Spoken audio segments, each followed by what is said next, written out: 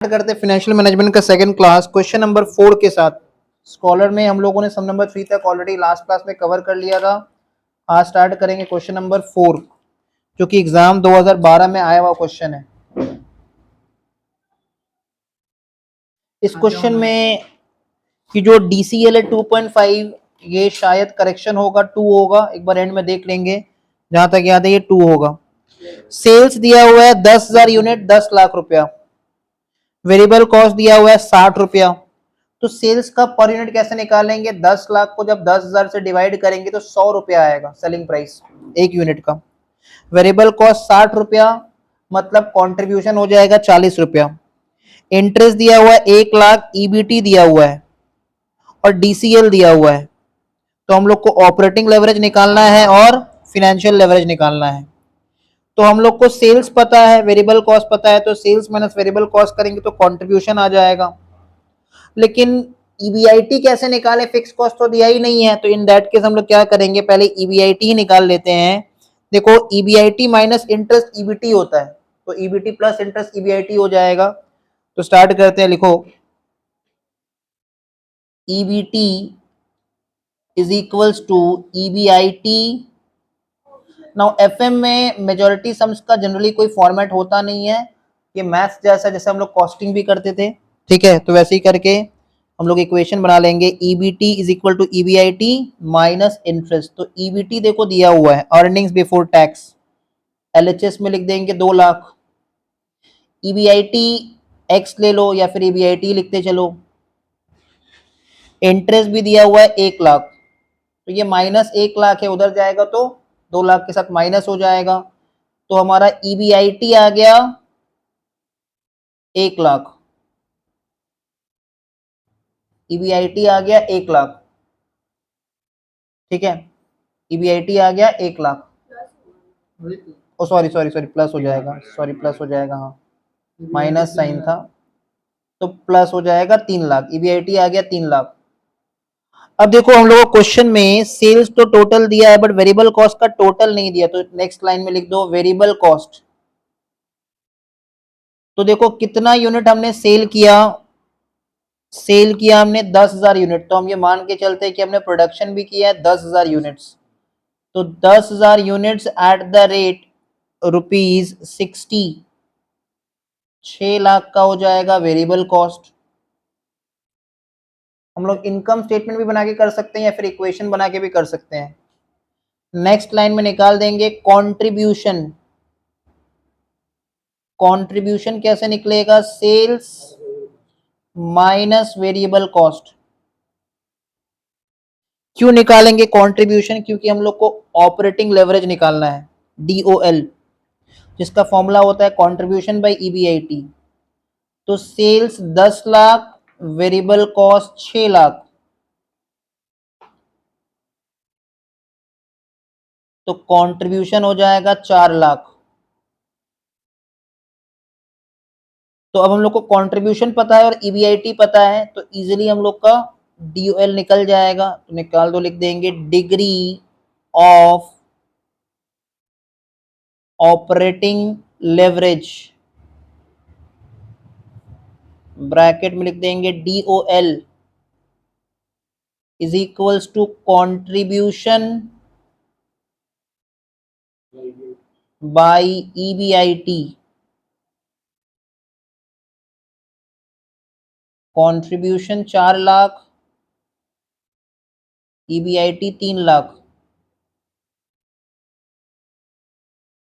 तो 4/3 चेक कर लो कितना आ रहा है, 1 पॉइंट समथिंग कुछ आएगा, 1.33। एक बार चेक कर लो 1.33 आ रहा है।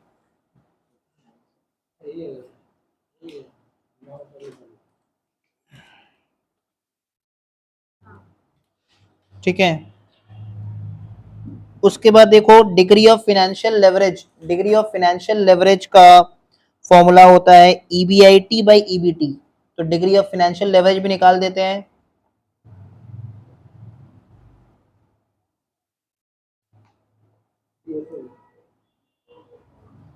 That is DFL, degree of financial leverage का फॉर्मूला EBIT बाई EBT। तो EBIT कितना 3 लाख और EBT दिया हुआ है 2 लाख। 3/2 that is 1.5। अब तुम एक बार 1.5 इंटू 1.33 करो कैलकुलेटर में, 2 आना चाहिए, है ना? 2 आ रहा है ना, that is 2। 1.5 that is DFL into DOL 1.33। अगर हम ये पॉइंट के बाद 4 डेसिमल तक लेते तो एग्जैक्ट 2 आ जाता, है ना? पॉइंट के बाद 4 डेसिमल तक लेते तो एग्जैक्ट 2 आ जाता। देखो दैट इज 2। तो ये जो DCL दिया है ना क्वेश्चन में 2.5, ये गलत दिया है, ये मिस प्रिंटिंग है, उसको करेक्शन कर लो, वो सिर्फ 2 होगा। ठीक है, हालांकि उसका कोई काम नहीं था, हम उससे भी सम सॉल्व कर सकते थे। कैसे? DCL पहला बार 2.5 नहीं 2 होगा, तो हम इक्वेशन बना देते DCL is equal to DOL into DFL, और वहां से भी DFL आ जाता। ठीक है, तो करेक्शन कर लेते हैं क्वेश्चन में, DCL 2.5 नहीं 2 होगा। नेक्स्ट क्वेश्चन नंबर 5 में आ जाते हैं।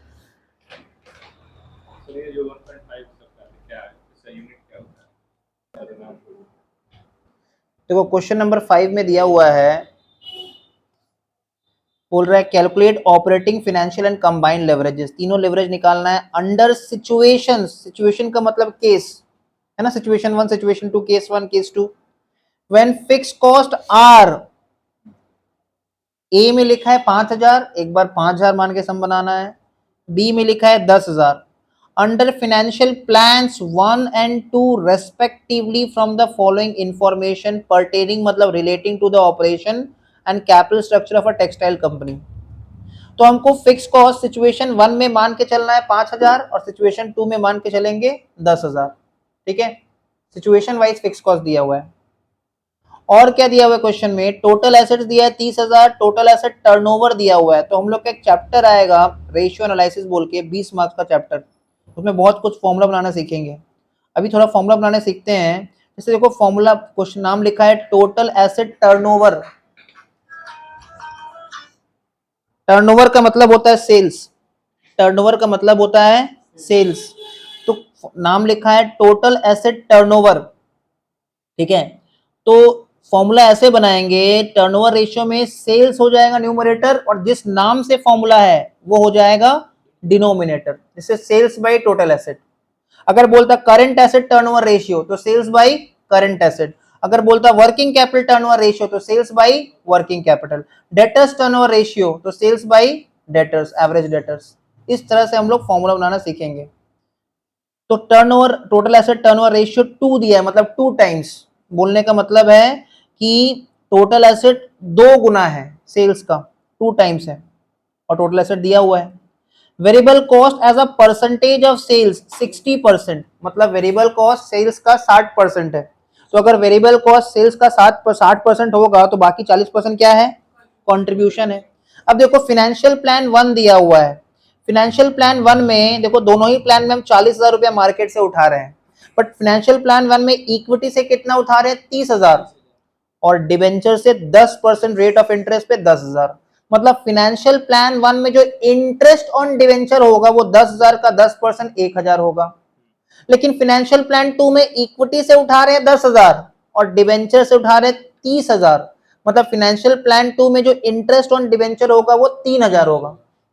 तो क्वेश्चन में हमको क्या ध्यान देना है कि फिक्स्ड कॉस्ट सिचुएशन वाइज दिया हुआ है और interest on debenture financial plan wise दिया हुआ है। अब हम लोग सम बनाएंगे कैसे? फाइनेंशियल प्लान 1 के अंदर सिचुएशन ए, सिचुएशन बी, और फाइनेंशियल प्लान 2 के अंदर भी सिचुएशन ए और सिचुएशन बी, मतलब 4 ठो आंसर आएगा।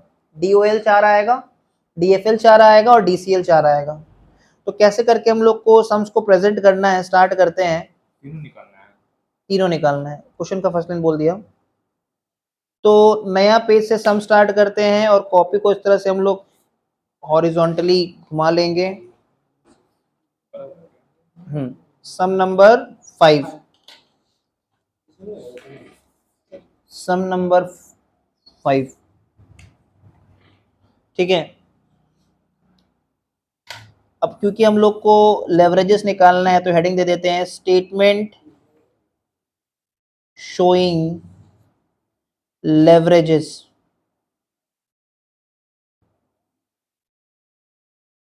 कॉपी के लेफ्ट हैंड साइड में पर्टिकुलर्स, राइट हैंड साइड में एक फाइनेंशियल प्लान 1, इसके अंदर सिचुएशन ए, सिचुएशन बी, फिर फाइनेंशियल प्लान 2, इसके अंदर भी situation A and situation B. तो इस तरह से हम लोग को प्रेजेंटेशन करना है, इतना ही है। तो इसमें हम लोग को लेवरेजेस निकालना है तो हम लोग स्पेस छोड़ देते हैं लेवरेजेस निकालने के, नेक्स्ट पेज में वर्किंग नोट बना लेते हैं, या फिर अगर नीचे हो जाए तो नीचे बना लेना। वर्किंग नोट 1, वर्किंग नोट 1 हम लोग बना लेंगे calculation for sales, calculation for sales. Question में हम लोगों को टोटल एसेट टर्नओवर रेशियो दिया हुआ है, जिसका फॉर्मूला क्या बनेगा, सेल्स बाय टोटल एसेट। तो क्वेश्चन में देखो हम लोग को टोटल एसेट दिया हुआ है, तो फॉर्म इक्वेशन पुट करते हैं, total asset turnover ratio, LHS में लिख देंगे total asset turnover ratio is equals to sales by total asset. ये हो गया इक्वेशन बोलो या फिर फॉर्मूला बोलो, total asset turnover ratio is equal to sales by total asset. अगर क्वेश्चन बोलता फिक्स्ड एसेट टर्नओवर रेशियो तो sales by fixed asset, current asset turnover ratio तो सेल्स बाय करंट एसेट। तो टोटल एसेट टर्नओवर रेशियो हम लोग को 2 times दिया हुआ है, टर्नओवर का आंसर टाइम्स में आता है, ये रेशियो चैप्टर जब करेंगे तब सीखेंगे। और टोटल एसेट हम लोग को 30,000 दिया हुआ है, तो यहां से हम लोग इजीली सेल्स निकाल लेंगे, तो सेल्स हो जाएगा 60,000। ये हो गया हम लोग का पहला वर्किंग, सेल्स हो जाएगा 60,000। अब सेल्स आ गया है और क्वेश्चन में देखो वेरिएबल कॉस्ट दिया हुआ है as a percentage of sales 60%, तो जितना सेल्स होगा उसका 60% वेरिएबल कॉस्ट, तो सेल्स निकाल लिए। अब इसको लेके जाएंगे मेन सम में, मेन सम में लिख देंगे सेल्स कितना 60,000। तो मेन सम्स में हम लोगों ने 4 कॉलम बनाया है, फाइनेंशियल प्लान 1 के अंदर सिचुएशन ए बी, और फाइनेंशियल प्लान 2 के अंदर भी सिचुएशन ए बी। पर्टिकुलर्स में सबसे पहले लिख देंगे सेल्स 60,000, 60,000, 60,000, 60,000, ये हो गया सेल्स। ब्रैकेट में लिख देना वर्किंग नोट 1। अब सेल्स में से लेस कर देते हैं हम लोग पहले वेरिएबल कॉस्ट, जो कि क्वेश्चन में बोल दिया है 60% है सेल्स का। जब कुछ नहीं बोलता है तो सेल्स के ऊपर परसेंटेज कैलकुलेट करते हैं, और ऐसा बोल भी दे देखो as a percentage of sales बोला हुआ है, तो 60,000 का 60% 36,000 हो जाएगा हर केस में।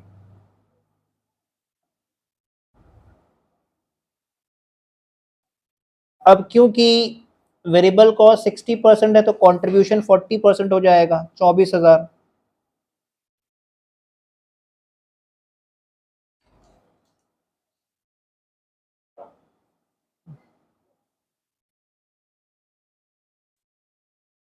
कंट्रीब्यूशन निकाल दिए 24,000, 24,000, 24,000, 24,000।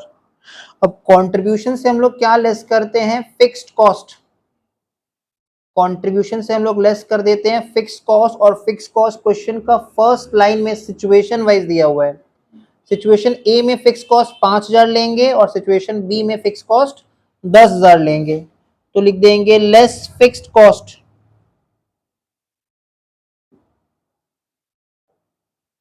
सिचुएशन ए में 5,000, तो फाइनेंशियल प्लान 1 के अंदर सिचुएशन ए 5,000, और फाइनेंशियल प्लान 2 के अंदर भी सिचुएशन ए 5,000।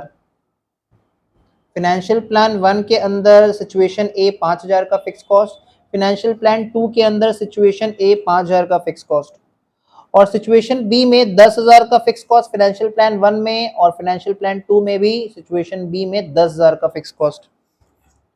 तो सिचुएशन वाइज फिक्स कॉस्ट हम लोग लिख दिए। तो कंट्रीब्यूशन से फिक्स कॉस्ट लेस करने पे आ जाएगा ईबीआईटी।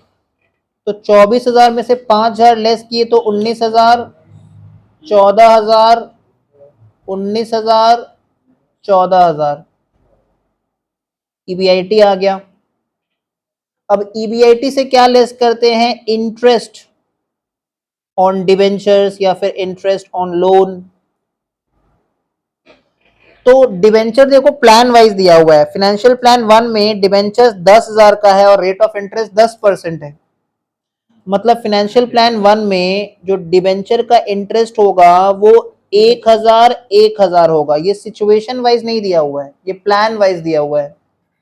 तो फाइनेंशियल प्लान 1 में 10,000 का डिवेंचर्स के ऊपर 10% के हिसाब से पूरा साल का इंटरेस्ट 1,000।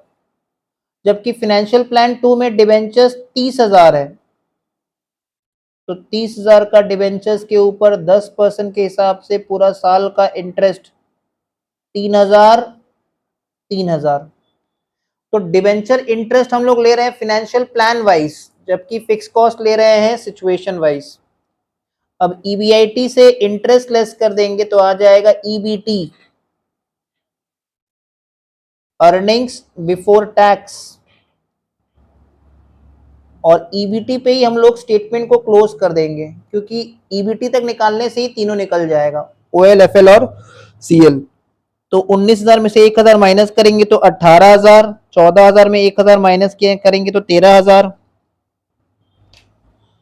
इधर आएगा 16,000 और इधर आएगा 11,000। ये हम लोग का ईबीटी तक आ गया।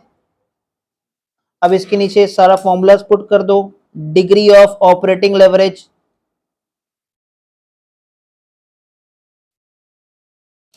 जिसका फॉर्मूला होता है कंट्रीब्यूशन बाय ईबीआईटी। तो कैलकुलेटर चलाएंगे, चार्ट हो ओएल निकलेगा। पहला केस में 24,000 बाई 19,000 मतलब 24। हाँ हाँ हाँ, पर्टिकुलर्स में लिख देंगे। हाँ वो क्लोज कर दो। 24/19 करो। देखो कंट्रीब्यूशन 24,000 है और ईबीआईटी 19,000 है, तो 24/19 कितना आ रहा है? 1.263। तो 1.26 लिया है बुक में, पॉइंट के बाद 2 डेसिमल तक ही ले लो, 1.26। उसके बाद वाला 24,000 बाई 14,000, 24/14, 1.71। तो लोग 1.714 तक लिया है, हम लोग 1.71 तक ही लेते हैं, ठीक है। उसके बाद 24,000 बाई 19,000, तो फिर से 1.26 ही आएगा। और 24,000 बाई 14,000 1.71 ही आएगा, ठीक है। क्लियर? तो डिग्री ऑफ ऑपरेटिंग लेवरेज आ गया। अब निकालेंगे डिग्री ऑफ फिनेंशियल लेवरेज।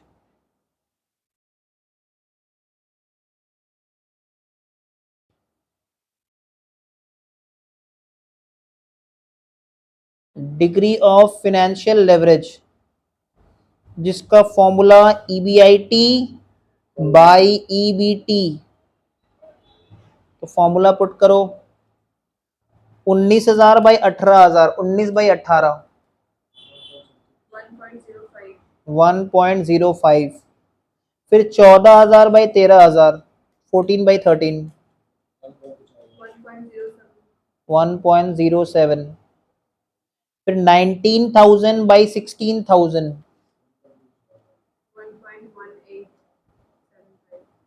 1.18। और 14,000 बाई 11,000, 1.27। अच्छा, डिग्री ऑफ फाइनेंशियल लेवरेज हो गया। अब last degree of combined leverage. ऐसे तो हम लोग मल्टीप्लाई कर देंगे तो भी आंसर आ जाएगा, और अगर कंट्रीब्यूशन बाय ईबीटी करते हैं तो भी आंसर आ जाएगा। कंबाइंड लेवरेज, जिसका दूसरा नाम होता है degree of total leverage. Degree of combined leverage,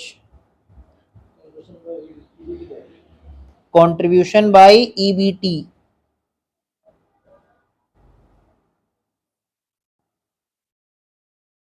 तो कंट्रीब्यूशन कितना, फर्स्ट वाला में 24,000 डिवाइडेड बाय 18,000,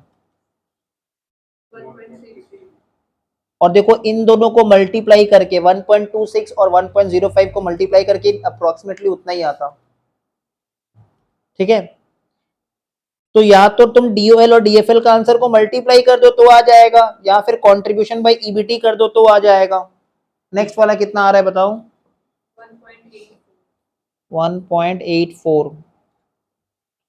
उसके बाद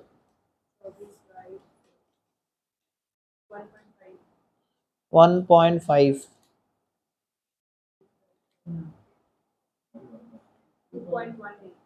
2.18। तो ये हो गया हम लोग का सम्स कंप्लीट। तो इस तरह से हम लोग को लेवरेजेस निकालना था क्वेश्चन में।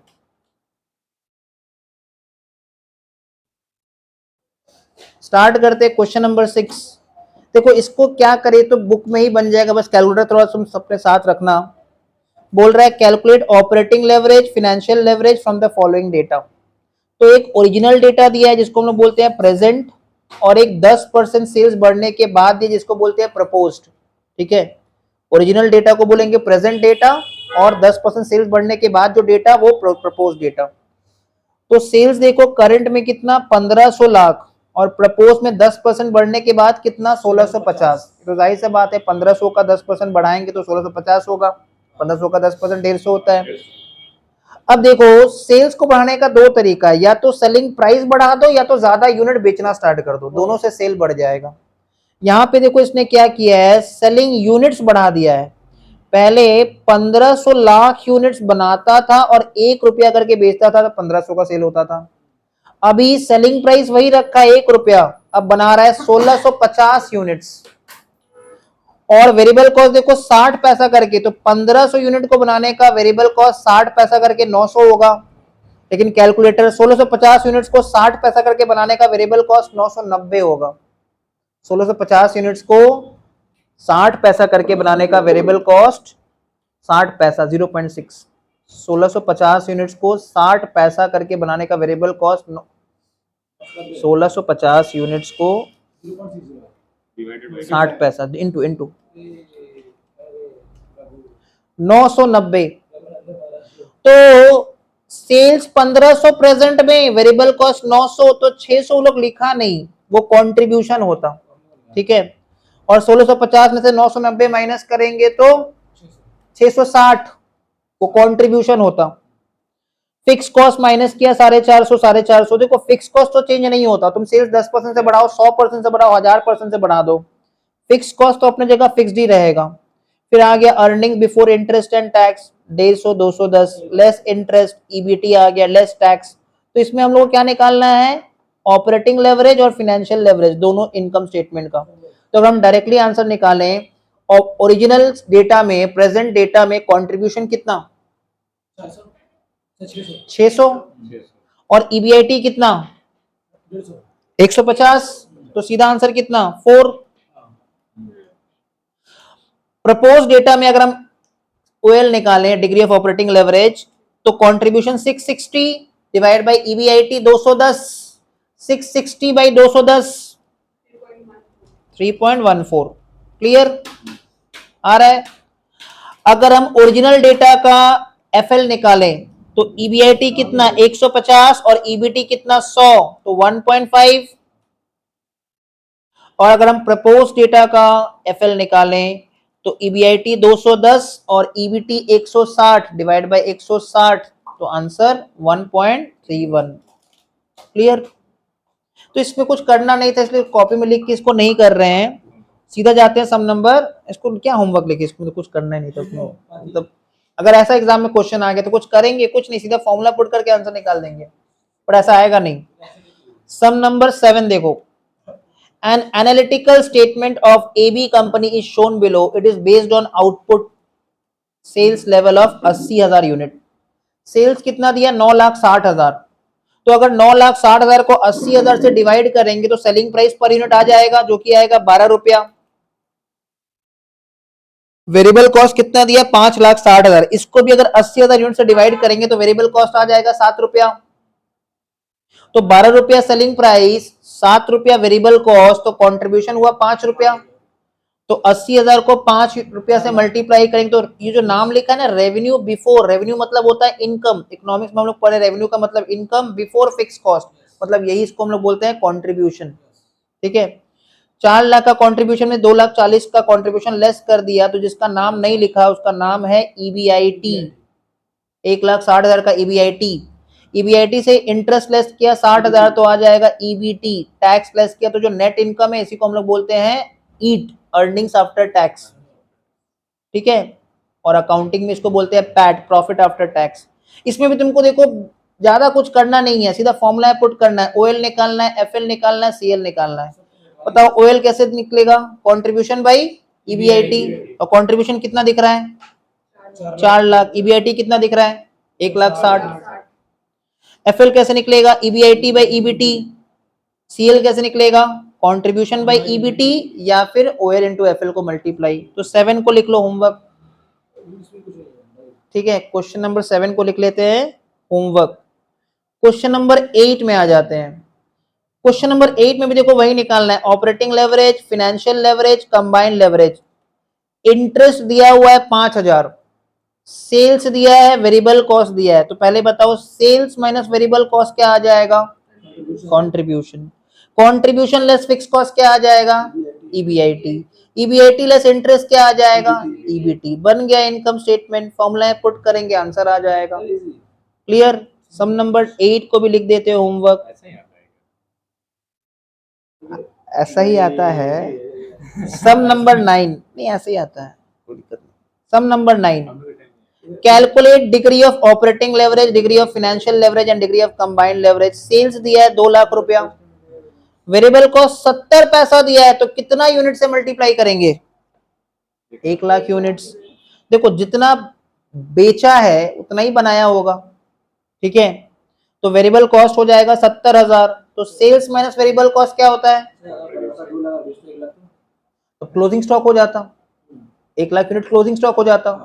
तो हम इनकम स्टेटमेंट बनाते समय ना जितना यूनिट का सेल ले रहे हैं उतना यूनिट का वेरिएबल कॉस्ट भी लेते, सो दैट हम लोग प्रोपोर्शनेट करेक्ट प्रॉफिट निकाल सके। ठीक है, तो सेल्स माइनस वेरिएबल कॉस्ट करने पे क्या आता है, कंट्रीब्यूशन, और कंट्रीब्यूशन लेस फिक्स कॉस्ट करने पे ईबीआईटी, ईबीआईटी लेस इंटरेस्ट करने पे ईबीटी। और जब इनकम स्टेटमेंट बन गया तो आंसर आ जाएगा ऑपरेटिंग लेवरेज, फाइनेंशियल लेवरेज और कंबाइंड लेवरेज।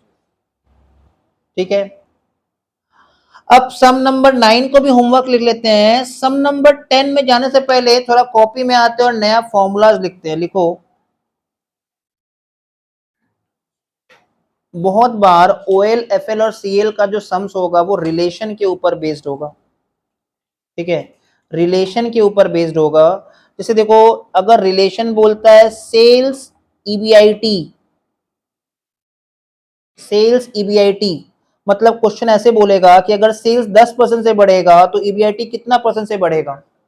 सेल्स अगर 20% से बढ़ेगा तो ईबीआईटी कितना परसेंट से बढ़ेगा, नहीं जरूरी नहीं है। सेल्स अगर 10% से बढ़ेगा तो ईबीआईटी 10% से बढ़े, जरूरी नहीं है। ठीक है, तो हमको रिलेशन वाइज चेक करना पड़ेगा, तो तब क्या फॉर्मूला लगाएंगे, डीओएल का फॉर्मूला। ठीक है, ये कॉपी में लिख लो। अगर सेल्स ईबीआईटी का बात करेंगे, सेल्स ईबीआईटी का रिलेशन बोलेगा क्वेश्चन, तो फॉर्मूला किसका लगेगा, डीओएल का फॉर्मूला। नहीं मतलब सेल्स डैश ईबीआईटी, मतलब रिलेशन बता रहा है। सिमिलरली मान लो अगर EBIT dash EBT oblique EPS का बात कर रहा है क्वेश्चन, ईबीआईटी ईबीटी या ईबीआईटी ईपीएस का रिलेशन बता रहा है, तो डीएफएल का फॉर्मूला लगाएंगे, डीएफएल का फॉर्मूला। और अगर question sales EBT, sales EBT oblique EPS का बात कर रहा है, तो डीसीएल का फॉर्मूला लगाएंगे। तो कब कौन सा फॉर्मूला लगाना ये डिपेंड करता है रिलेशन के ऊपर, क्वेश्चन में कैसा रिलेशन दिया हुआ है। सेल्स ईबीआईटी का रिलेशन है तो डीओएल का फॉर्मूला, ईबीआईटी ईबीटी या फिर ईबीआईटी ईपीएस का रिलेशन है तो डीएफएल का फॉर्मूला, सेल्स ईबीटी या फिर सेल्स ईपीएस का रिलेशन है तो डीसीएल का फॉर्मूला। अब देखो फॉर्मूला कैसे बनाएंगे या याद कैसे रखना है, लिखेंगे डीओएल का नया फॉर्मूला, फॉर्मूला है, देखो पहले रिलेशन समझो, सेल्स ईबीआईटी, ठीक है। अब फॉर्मूला ऐसे समझेंगे, इनकम स्टेटमेंट में जो ऊपर आता है फॉर्मूला में वो नीचे आ जाएगा, और इनकम स्टेटमेंट में जो बाद में आता है फॉर्मूला में वो ऊपर आ जाएगा। इसका मतलब क्या है, जैसे देखो रिलेशन है सेल्स और ईबीआईटी, तो इनकम स्टेटमेंट पहले सेल्स लिखते हैं, फिर वेरिएबल कॉस्ट लेस करते हैं, कंट्रीब्यूशन आता है, लेस करते हैं फिक्स कॉस्ट, तब जाके ना ईबीआईटी आता है। तो इनकम स्टेटमेंट में जो बाद में आता है फॉर्मूला में वो ऊपर आ जाएगा, परसेंटेज डेल्टा मतलब change in EBIT divide by percentage change in sales. तो हमको रिलेशन याद रखना पड़ेगा, तभी हम फॉर्मूला खुद से याद रख पाएंगे, और रिलेशन याद रखना ही पड़ेगा। क्वेश्चन ये रिलेशन एक्सप्रेस करेगा, हमको डीओएल के हिसाब से आंसर को मतलब फॉर्मूला पुट करना पड़ेगा। तो डीओएल का ये अलग टाइप का फॉर्मूला, फिर डीएफएल का फॉर्मूला, लॉजिक वही। बताओ ईबीआईटी और ईबीटी में ऊपर कौन आता है इनकम स्टेटमेंट में, ईबीआईटी, तो फॉर्मूला में नीचे आएगा, तो लिख देंगे percentage change in EBIT denominator, and numerator में percentage change in EBT oblique EPS. कोई भी एक रिलेशन बता सकता है क्वेश्चन, ठीक है। उसके बाद डीसीएल, अब तो फॉर्मूला तुम खुद बना लोगे। सेल्स ईबीटी में इनकम स्टेटमेंट में पहले कौन आता है, सेल्स, तो नीचे कौन आएगा, तो लिख देंगे परसेंटेज चेंज इन सेल्स, और न्यूमरेटर में percentage change in EBT oblique EPS. ये हो गया हम लोग का फॉर्मूला। मतलब डीओएल का एक सिंपल फॉर्मूला पहले सीखे थे, कंट्रीब्यूशन बाय ईबीआईटी, अब ये परसेंटेज चेंज वाला फॉर्मूला।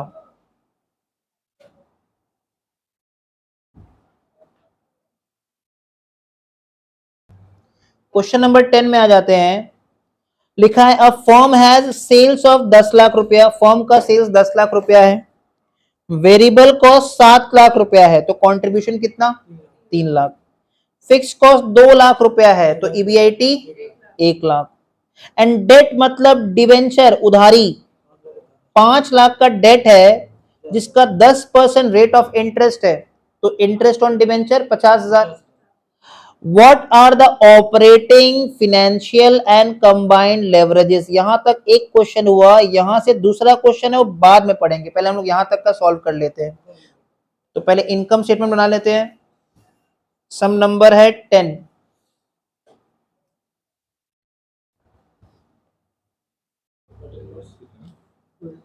एक इनकम स्टेटमेंट बना लो,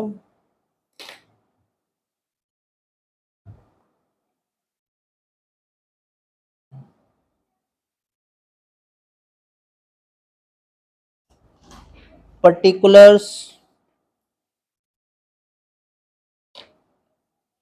और एक अमाउंट का कॉलम। सेल्स कितना दिया हुआ है 10 लाख, इनकम स्टेटमेंट में पर्टिकुलर्स और एक अमाउंट का कॉलम। सेल्स दिया हुआ है 10 लाख, उससे लेस कर देंगे हम लोग पहले वेरिएबल कॉस्ट,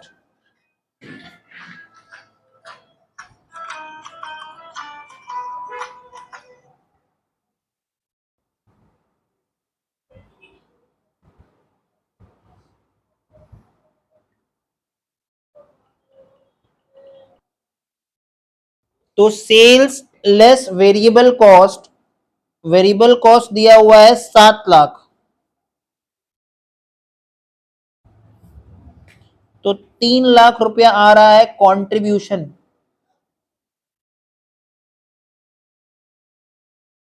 कंट्रीब्यूशन आ रहा है 3 लाख, और उससे हम लोग लेस कर देंगे फिक्स्ड कॉस्ट, जो कि क्वेश्चन में बताया गया है 2 लाख, तो 1 लाख का आ रहा है EBIT, earnings before interest and tax. EBIT से पहले हम लोग लेस कर देते हैं इंटरेस्ट ऑन डिबेंचर्स या फिर डेट। 5 लाख रुपया का डेट है, डिबेंचर्स है, रेट ऑफ इंटरेस्ट 10% है, तो ये हो जाएगा 50,000।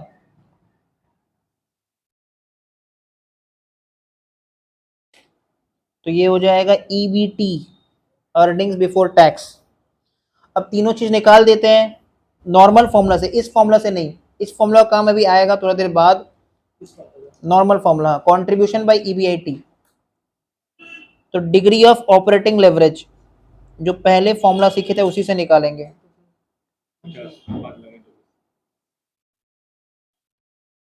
Degree of operating leverage formula होता है contribution by EBIT. Contribution by sales याद करना पीवी रेशियो का फॉर्मूला था, वो भी आएगा चैप्टर में, आएगा आगे चल के। तो degree of operating leverage contribution by EBIT, contribution कितना 3 लाख, ईबीआईटी कितना 1 लाख, तो डीओएल का आंसर आ रहा है 3। ऐसे ही करके निकाल देंगे डिग्री ऑफ फिनेंशियल लेवरेज, बोला है तो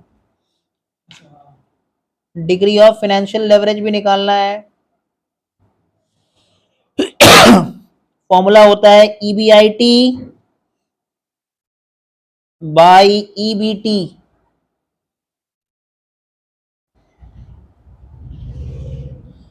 तो ईबीआईटी आया है हम लोग का 1 लाख और ईबीटी है 50,000, तो ये हो जाएगा 2। डिग्री ऑफ फाइनेंशियल लेवरेज, अब निकाल देंगे डिग्री ऑफ कंबाइंड लेवरेज।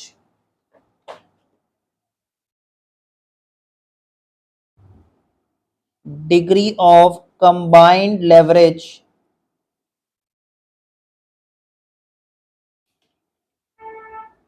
जिसका दूसरा नाम होता है degree of total leverage, formula contribution by EBT. तो कंट्रीब्यूशन कितना था 3 लाख, ईबीटी 50,000। ये हम लोग का फर्स्ट पार्ट का आंसर आ गया। फर्स्ट पार्ट में क्वेश्चन इतना ही पूछा था। अब देखो सेकंड पार्ट में क्वेश्चन में क्या लिखा हुआ है, बोल रहा है if the firm wants to double up its earnings before interest and tax, firm चाहता है कि उसका ईबीआईटी डबल हो जाए। कोई भी चीज अगर डबल होता है तो उसमें परसेंटेज चेंज कितना होता है 100%। जैसे मान लो किसी का सैलरी इनकम डबल हो गया, मतलब पहले सपोज उसका सैलरी 20,000 था, अभी अगर 40,000 हो गया, तो चेंज कितना हुआ 20,000, मतलब रुपया में चेंज कितना 20,000, और ओरिजिनली बेस कितना था 20,000। तो परसेंटेज निकालने का फॉर्मूला होता है चेंज बाय बेस इनटू 100, ये परसेंटेज निकालने का फॉर्मूला होता है। तो कंपनी बोल रहा है कि वो अपना फर्म को डबल करना चाहता, सॉरी ईबीआईटी को डबल अप करना चाहता है, मतलब परसेंटेज चेंज इन ईबीआईटी कितना 100%। How much of a rise in sales, देखो रिलेशन समझ में आ रहा है, ईबीआईटी और सेल्स का बात कर रहा है, would be needed on a percentage basis, तो सेल्स को कितना से बढ़ाना पड़ेगा ताकि ईबीआईटी डबल हो जाए। क्वेश्चन में एक और बात ऐड कर लो, also calculate new sales, also calculate new sales. Question ये बोल रहा है कि अगर कंपनी अपना ईबीआईटी को डबल करेगा तो परसेंटेज चेंज कितना 100%, ठीक है। How much of a rise in sales would be needed on percentage basis, तो सेल्स को कितना से बढ़ाना पड़ेगा। तो सेल्स और ईबीआईटी का रिलेशन बोल रहा है, इसलिए ओएल वाला फॉर्मूला लगेगा, ठीक है। तो लिखेंगे नेक्स्ट पार्ट में आंसर में लिखते हैं, लिखो since EBIT is doubled up.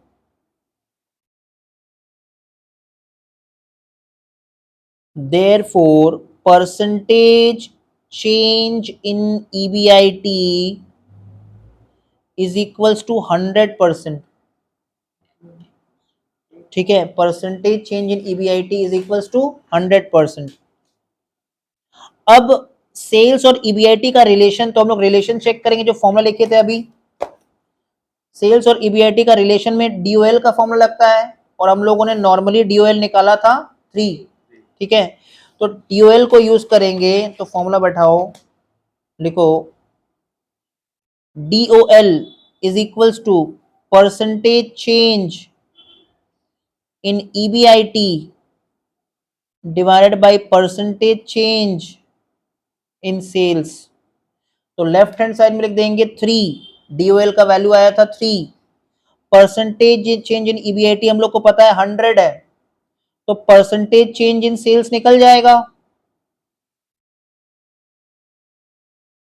और percentage change in sales 33.33%.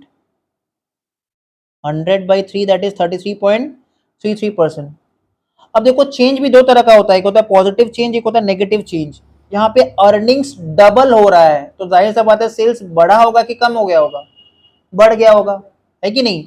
Earnings अगर डबल हो जा रहा है तो सेल्स बढ़ गया होगा. तो ये हम लोग आंसर निकाल दिए जो क्वेश्चन पूछा था, परसेंटेज चेंज इन सेल्स. तो क्वेश्चन ये समझा रहा है कि अगर सेल्स 33.33% से बढ़ेगा तो अर्निंग्स डबल हो जाएगा. ठीक है, अब हम लोग क्वेश्चन में ऐड किए थे ऑल्सो कैलकुलेट न्यू सेल्स. तो पहले हम लोग लिख देते हैं प्रेजेंट सेल्स. क्वेश्चन में देखो प्रेजेंट सेल्स कितना है, 10 लाख. जो क्वेश्चन में डेटा दिया है उसके अकॉर्डिंग सेल्स कितना है, 10 लाख. और ये जो 33.33% चेंज है सेल्स में, ये इंक्रीज इन सेल्स होगा कि decrease in sales, increase in sales, क्योंकि देखो अर्निंग्स डबल हो जा रहा है, अर्निंग्स बढ़ रहा है तो सेल्स भी बढ़ेगा. Next line, change in sales या increase in sales is equals to 10 lakh रुपया इंटू 33.33%, जो कि आएगा 3,33,333. चेंज इन सेल्स निकाले, अब ऐड करके न्यू निकालेंगे. देयरफॉर प्रपोज्ड सेल्स या फिर न्यू सेल्स, प्रपोज सेल्स कैसे निकलेगा, प्रेजेंट सेल्स, और क्योंकि अर्निंग्स डबल हुआ था इसलिए plus change in sales. Present sales कितना था, 10 लाख. चेंज इन सेल्स कितना, 3,33,333. तो न्यू सेल्स हिसाब से हुआ 13,33,333.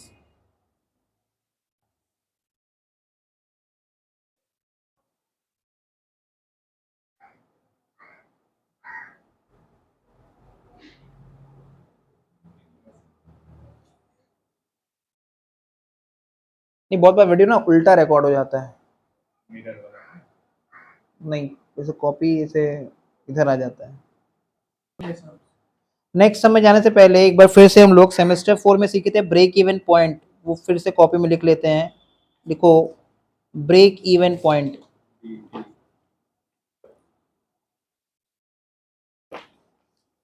तो ब्रेक इवन पॉइंट क्या होता है, no profit no loss situation, ना जहां पे ना ही फर्म को प्रॉफिट हो रहा है ना ही कोई लॉस हो रहा है.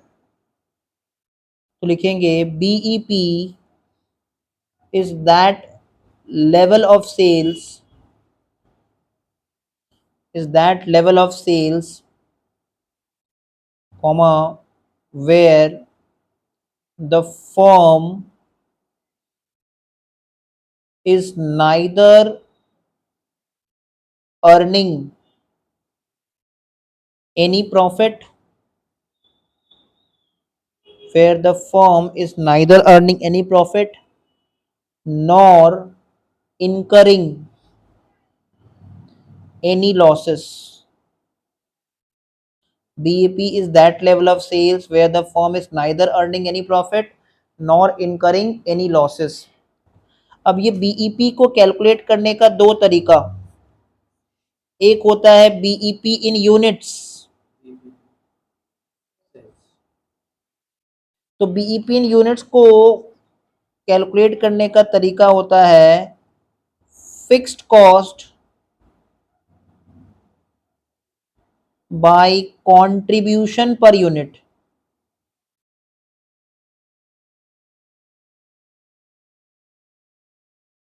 याद रखेंगे at BEP dash is covered by dash, at BEP dash is covered by dash, fix cost is covered by contribution. जितना फिक्स कॉस्ट होता है उतना ही कंट्रीब्यूशन होता है, ठीक है। तो बीईपी दोनों इक्वल हो जाता है। एंड दूसरा निकाल देंगे बीईपी इन सेल्स, जिसका फॉर्मूला होता है fixed cost bye PV ratio percentage. अब नीचे नोट देके पीवी रेशियो का भी फॉर्मूला लिख देते हैं। Note number 1, PV ratio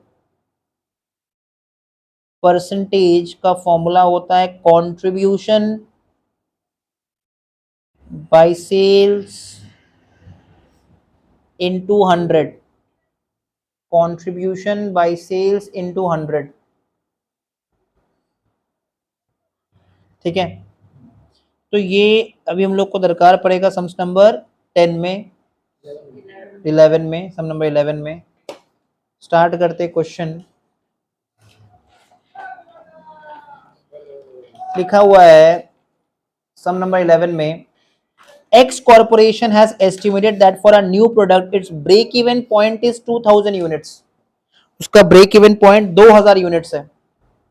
if the item is sold for 14 रुपया पर यूनिट, मतलब 14 रुपया हो गया selling price.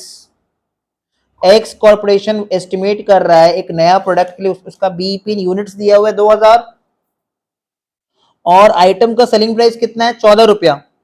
And the cost accounting department has currently identified variable cost of rupees 9 रुपया पर यूनिट। तो देखो सेलिंग प्राइस 14 रुपया और वेरिएबल कॉस्ट 9 रुपया, तो डिफरेंस क्या होगा, कंट्रीब्यूशन 5 रुपया पर यूनिट। हम लोग को क्या कैलकुलेट करना है, calculate the degree of operating leverage for sales value of 2500 units and 3000 units, ठीक है। और पूछ रहा है what do you infer from the degree of operating leverage of the sales volume of इतना इतना यूनिट्स, ठीक है। मतलब हमको दोनों लेवल का हमको ओएल निकालना है। तो ओएल निकालने के लिए फॉर्मूला में क्या चाहिए, नॉर्मली कंट्रीब्यूशन बाय ईबीआईटी। तो कंट्रीब्यूशन से क्या लेस करते हैं कि ईबीआईटी आ जाता है, फिक्स कॉस्ट, और वो नहीं दिया हुआ है। तो पहला काम करेंगे हम लोग फिक्स कॉस्ट निकालने का तैयारी करेंगे। सम नंबर 11, सम नंबर 11। तो क्वेश्चन में लिख देंगे कंट्रीब्यूशन पर यूनिट। फर्स्ट चीज निकालो contribution per unit. Contribution per unit कैसे निकलता है, sales per unit minus variable cost per unit, selling price per unit minus variable cost per unit. तो क्वेश्चन में देखो सेलिंग प्राइस पर यूनिट कितना दिया हुआ है 14 रुपया और वेरिएबल कॉस्ट पर यूनिट 9 रुपया। तो उस हिसाब से कंट्रीब्यूशन पर यूनिट आ गया 5 रुपया।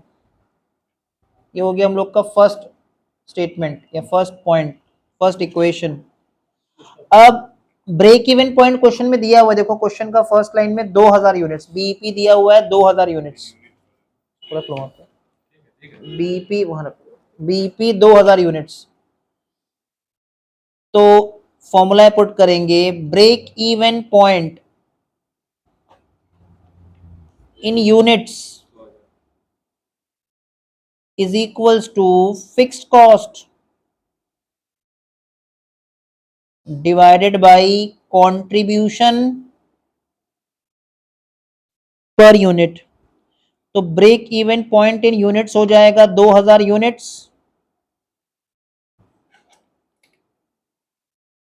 कंट्रीब्यूशन पर यूनिट हम लोगों ने अभी अभी निकाला है 5 रुपया,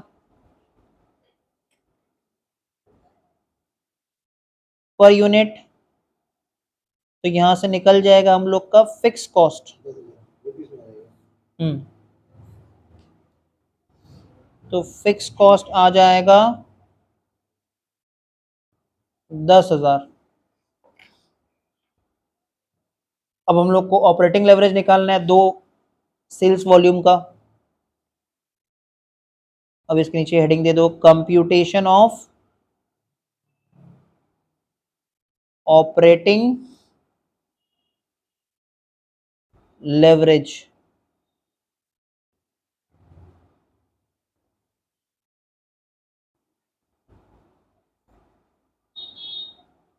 एक 2500 यूनिट्स के लिए निकालना है और एक कितना 3000 ना, 3000 यूनिट्स के लिए निकालना है। ऑपरेटिंग लेवरेज 25 यूनिट्स के लिए कितना होगा और 3000 यूनिट्स के लिए कितना होगा। सबसे पहले लिख देंगे सेल्स। सेल्स दिया है 14 रुपया पर यूनिट, तो 2500 यूनिट्स के रेस्पेक्ट में 14 रुपया पर यूनिट के हिसाब से सेल्स निकाल लो। 2500 इंटू 14, 35,000। और 3000 यूनिट्स के रेस्पेक्ट में 42,000, तो सेल्स आ गया 35,000 एंड 42,000। वेरिएबल कॉस्ट 9 रुपया करके दिया है, तो 2500 यूनिट्स के लिए 9 रुपया करके 22,500, और 3000 यूनिट्स के लिए 9 रुपया करके 27,000। तो सेलिंग प्राइस को यूनिट से मल्टीप्लाई की तो सेल्स आ गया, और वेरिएबल कॉस्ट पर यूनिट को यूनिट से मल्टीप्लाई की तो वेरिएबल कॉस्ट आ गया। अब सेल्स माइनस वेरिएबल कॉस्ट करने पे आ रहा है कंट्रीब्यूशन। कंट्रीब्यूशन यहाँ पे आ जाएगा 12,500 और यहाँ पे आ जाएगा 15,000।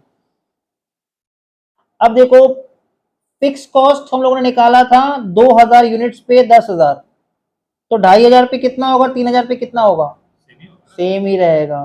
ठीक है, तो ऐसा कंफ्यूज मत हो जाना कि इधर 2000 था तो 10,000 था, 2,500, 3,000। फिक्स कॉस्ट फिक्स रहता है, ऑपरेशन से कोई मतलब नहीं है, कितना प्रोडक्शन कर रहे हैं इससे कोई मतलब नहीं है। तो फिक्स कॉस्ट दोनों ही लेवल पे 10,000 रहेगा। तो ये आ जाएगा EBIT 2500 रुपया और 5,000 रुपया। बस अब इसको फॉर्मूला लगा देंगे, डिग्री ऑफ ऑपरेटिंग लेवरेज ही निकालना है हम लोग को बस। तो डिग्री ऑफ ऑपरेटिंग लेवरेज का फॉर्मूला होता है कंट्रीब्यूशन बाय EBIT। तो पहला वाला का आंसर आएगा 5, 12,500 बाई 2,500, और दूसरा वाला का आंसर आएगा 3।